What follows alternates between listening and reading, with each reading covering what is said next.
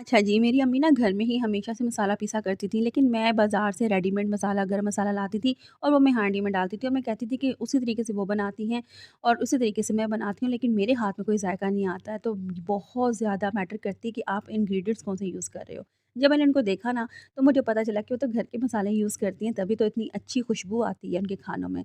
तो बस क्या था, अब तो वो हैं नहीं, लेकिन बस उनकी यादें हैं और उनकी बताई हुई चीज़ें हैं जो कि फ़ॉलो करती हूँ, तो वाक़ई में खाने में जायके आते हैं।